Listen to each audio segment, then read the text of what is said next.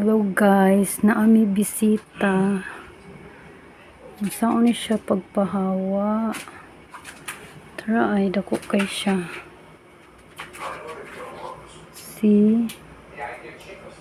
Mo ni siya praying mantis. Nisuod mo ni siya diri sa room kay open man among window. Ako man open among window kay para makakuha tag fresh air ba. Natanawon so ano na ko siya pagpahawa. Mahawa ra siguro ni siya, no? Dako ra ba kay siya ay?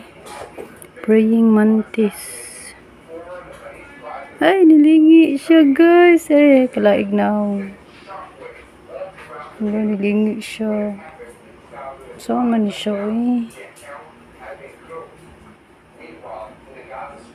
Ay, gawas na. Akong pandaro na itikpan mo para malupad siya. Sige guys, ako na siyang pawaon.